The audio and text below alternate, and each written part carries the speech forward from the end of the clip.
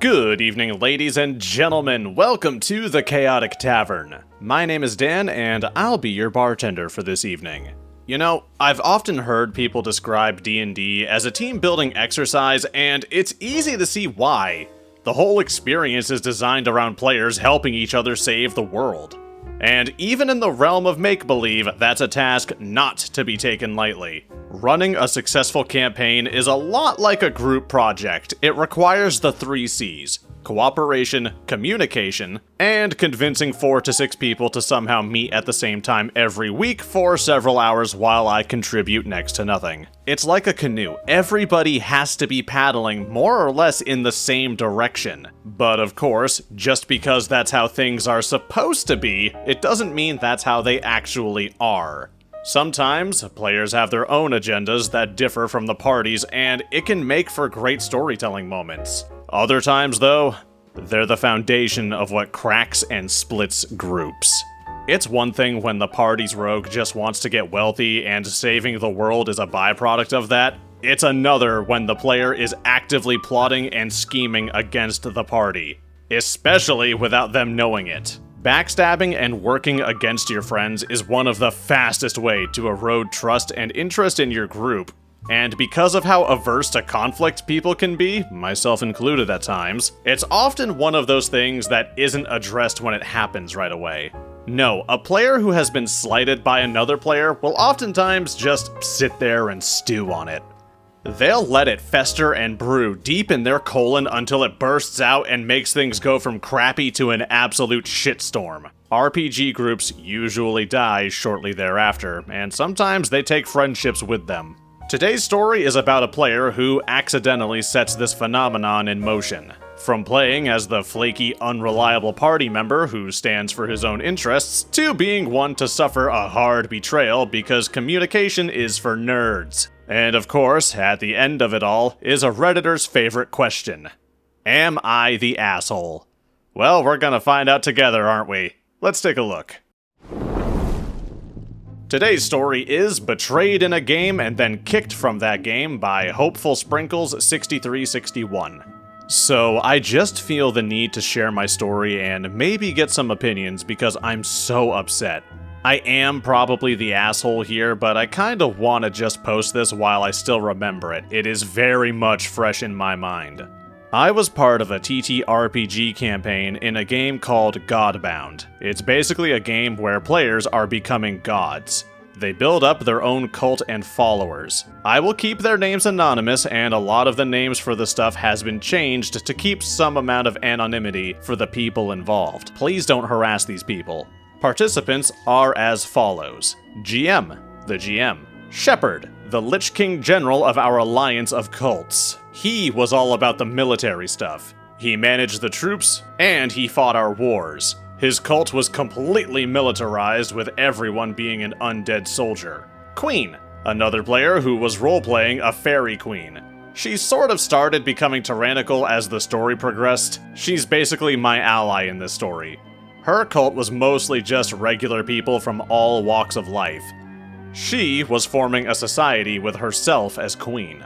Me, a player who was role-playing a book-smart character but with absolutely no social skills and no idea how to handle conflict nor pressure. Has a lot of trouble speaking up when needed and is more focused on the pursuits of the mind. My cult was primarily made up of scientists, merchants, inventors, and other intellectuals, though we did accept everyone, regardless of their ability to fill those roles.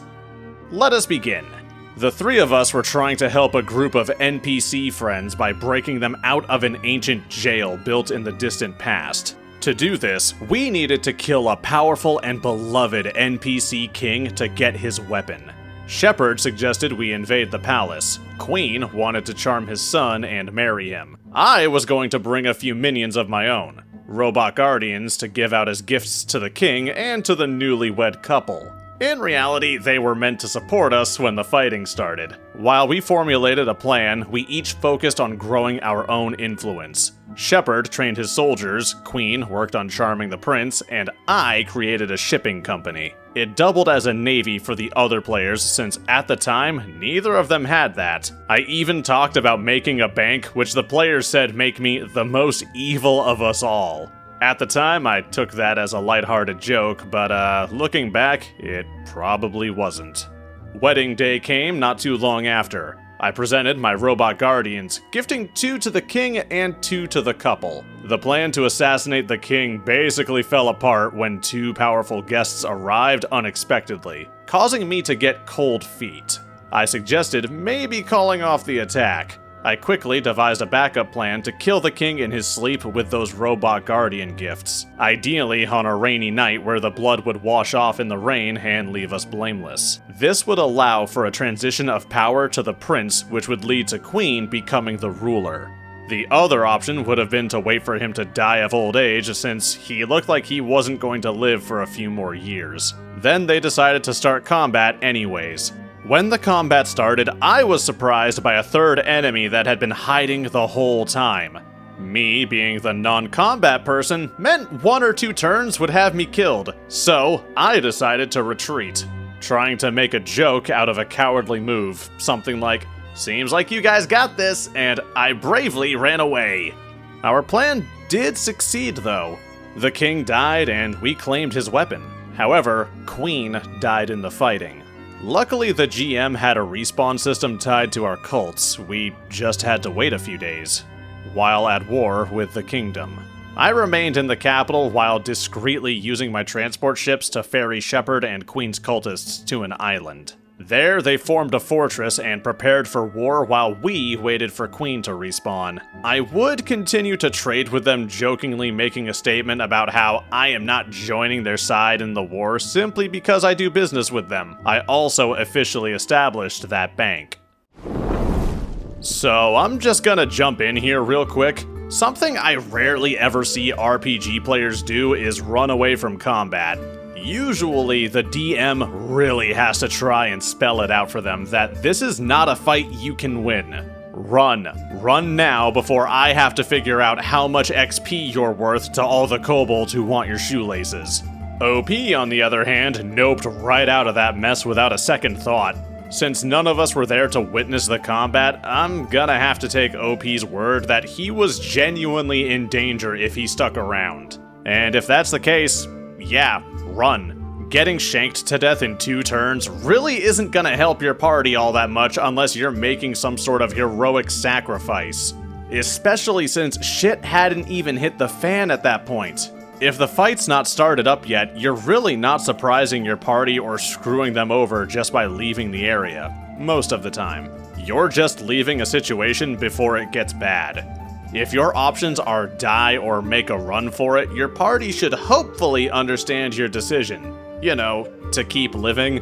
The joke OP told when he ran away might have been what got the ball rolling, but this is definitely when the seeds of discontent were sown. And I'd be willing to bet some other guy's left nut that this is gonna come back up. The time passed. I was under growing suspicion by the kingdom's allies, one of which was an investigator who I had no counter to. Luckily, Queen respawned when she did, and we were able to put Phase 2 into motion. However, during the planning phase, the GM gave a cryptic warning that the right thing to do for the world was to abandon the plan and turn the weapon against ourselves.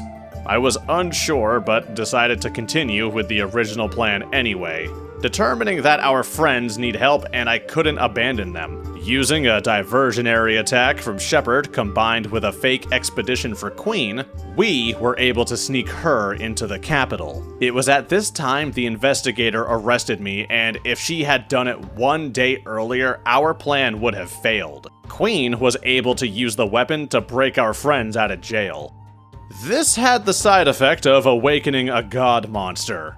Luckily, we were able to call for a ceasefire with the kingdom and their allies, but that didn't help much. The god monster began to kill everyone, and we were forced to retreat. I tried to coordinate a complete evacuation of the capital and granting asylum to any refugee displaced.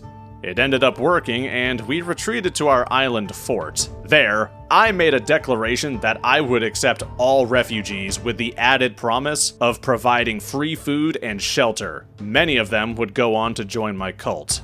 After regrouping, we formulated a plan with our prison pals. We decided we needed to go on a treasure hunt to gather the materials needed to fight this god monster. It was too powerful to fight as is. Queen would go to another world to gather special flames while I went to an ancient battle site to get a powerful weapon. The plan ended up succeeding. I made a deal with a group of knights, agreeing to work for them and shore up their defenses, and in exchange, they would provide me with protection while I salvaged the ancient weapon. In the end, I got my weapon, they got their materials. While this was going on, I also sent an expedition to the capital to retrieve the information that investigator had on me. After retrieving my weapon and returning to the fort, I was surprised to find out all but 2 people died and most of the information was lost. I ended up congratulating them, thanking them for their service before writing down their names so I could give them great rewards. One more thing happened before we faced the beast. We met a foreign dignitary, a leader of another nation far away who also wanted to fight this beast. Now that I was openly helping the party, I feared the kingdom or their allies would launch a surprise attack against me as soon as the god monster was destroyed. So I explained that maybe Shepard should station some troops to protect my assets since I was spread out and the enemy could hit hundreds of locations at once. Also, I convinced him to give my cult his bonus to warfare. He agreed, and I gave a standing order to my entire cult to prepare for some kind of betrayal. We ramped up protection on our Guardian robots with plans in place to create new types built specifically for warfare. We may be comrades against the god monster, but they are not our friends. Then the time came to fight the god monster. There isn't much to say other than my weapon was destroyed in the fighting, but we barely won. It took great sacrifice, but we took down the beast. Queen dealt the final blow on the monster, killing it the same way the previous king did. I decided to retrieve what was left of my salvaged weapon and bring it back to the fort. I didn't want to risk leaving it out on the field. Who knows what could happen if someone else came along and tried to repair it, even if it took a special kind of genius to get it operational. On our way back to the fort, we came across a destroyed village. They were upset at us for killing the king and for taking so long to stop the god monster. Many people died because we had taken so long. Queen decided to step up and address the crowd, apologizing but explaining we did what we could with what we had. The crowd wasn't having it and started throwing rocks. She responded by using her powers to force them to kneel. Those who tried to resist felt great pain, forcing them to comply. After giving a speech about how she draws the line at physical attacks against her, we made our way back to my ships. My character did feel a bit of pity though. I created a secret plan to flood the destroyed areas with worker robots, with the goal of rebuilding homes. It wasn't much, but that was the best I could do with my abilities, especially since my character and the cult was very industrious, and can build much faster than most other people in the setting. I wanted to wait until we got back to the fort and the end of the session to present my plan. Unfortunately, I never got that opportunity. As soon as we loaded onto my ships, Shepard asked the GM for confirmation if his troops were in place. The GM said yes. Then, Shepard gave an order to all of his forces. The GM began to describe how the troops that were protecting my cultists suddenly turned against them and gunned them all down. Then they began rounding up scientists, civilians, pretty much every cultist in both my own and Queen's cult as they started a mass execution against our followers. My cult had orders to expect an attack, but not from Shepard's cult. So even though I had powerful robots protecting my base, we were still caught completely off guard and overwhelmed. It was extremely effective, destroying our cult instantly and disabling our ability to respawn after death due to no longer having enough worshippers to maintain our cults. After that, the cannons from the fort itself fired upon our ships, killing both of us. I will admit that was an amazing move. I was completely caught off guard and so shocked I was frozen in place. I didn't expect PvP to break out so suddenly like that. I was stunned. All I could say was, wait, we're being betrayed? He actually won, which I found fascinating. At the same time, though, the game wasn't advertised as PvP, so there is a bit of sourness from being attacked like that. At this point, I was speechless. That was when Shepard started ranting about what sounded like many months worth of frustration exploding at once. I will admit, much of it was a blur, because I was still recovering from the betrayal. First, he was yelling about how in character he had given us multiple warnings that his character was displeased with us, how we had not focused on trying to save the world, instead pursuing more selfish goals involving power or greed, how we had taken longer than necessary to stop the god monster in pursuit of personal goals. Then he went on a rant about out-of-character interactions, how we constantly talked over each other, and interrupted each other, which, to be fair, was true when it came to me and my behavior. This really upset him and the GM. Once he finished his rant, before either me or Queen could say anything, we were both kicked from the Discord server and then the game itself. Then he blocked me. And there it is. There it is right there. Let me just say, props to the GM for handling this like such a pro. Intervening and talking with your players who are being a problem, that's some weak-ass beta bullshit if I've ever seen it. Real men lash out on the internet, then block you before you have a chance to respond. Jokes aside, this is exactly what I meant when I mentioned people will just sit and stew on these things. Earlier in the post, OP made reference to that bank joke. I'll be honest, I don't know if that really had any sort of impact on the situation. Personally, I choose to believe it was bailing out of the fight that really kicked things into gear. After that, every little thing, every little slight suddenly went from mild annoyances to everything exploding out of control. When you are friends with someone and they do something a little rude, usually you don't care that much. But if you're already pissed at them and neither of you have cleared the air about it, every little thing seems like it's 10 times worse than it actually is. And that's what we're seeing here. Little problems cause frustration when they're allowed to stack up. And when they stack up, it's like watching Goku turn Super Saiyan. They become a force multiplier. Little problems suddenly stop being so little when you're already on edge from dealing with so many of them. This is why communication is really key at RPG tables. All of this could have been prevented early on with a simple sentence. Hey dude, can we talk? Instead, we have the most melodramatic tantrum I think I've ever seen a player get the stamp of approval from a craptastic DM. You love to see it.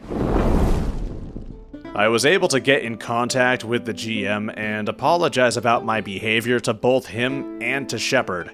According to the GM, both Shepard and himself accepted my apology. So yeah, that's what happened. The next section is going to be about my own thoughts after thinking back on the whole situation. We'll start with out-of-character problems.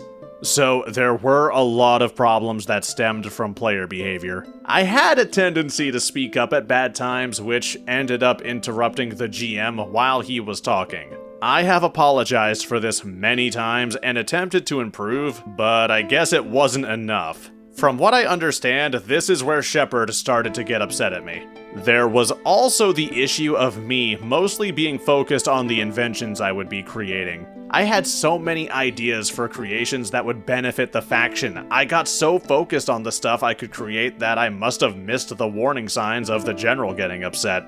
Looking back, I laughed off a lot of the stuff he said, like how owning a bank made me the most evil character in the party. A lot of interactions like that, which I probably interpreted as a joke. I'm pretty sure we never actually sat down and dedicated time to talking it out in a serious conversation. In the end, though, we never actually took the time to sit down and discuss it. Shepard did claim he gave warnings several times, though even looking back, those warning signs were never clear to me. Perhaps it was done subtly in ways that escaped my notice, I'm not sure. I'm not all that good at reading people. Now we'll discuss in-character problems. I can kind of see where he's coming from with the criticism of not fighting for the greater good. A lot of our actions were self-serving in some way. Using my downtime to build up wealth and my merchant business, Queen using her power to force people to like her, that's probably why we were accused of doing things for power or greed. That incident with the destroyed village and how Queen used her powers to forcibly dominate them was probably the tipping point. He mostly spent his time building walls, training soldiers, and giving orders. He wasn't exactly in a position to pursue more self-serving goals. On the one hand, facing the god monster right then and there would have stopped most of the devastation that spread throughout the kingdom. On the other hand, I'm not sure how he would have wanted us to handle the god monster. We were not ready for battle. We had already split up to get our stuff. There wasn't much we could do to speed up the process of getting ready for the god monster fight. Also, I did play a character that wasn't really all that assertive, a character that was only really good at scientific pursuits. That may have factored into the betrayal, seeing me as someone who endorsed a lot of the stuff by not speaking up or doing anything. Am I the asshole? Your lack of social awareness is noted, OP, but honestly, I'm kinda torn. I'm gonna say you're 95% not the asshole here.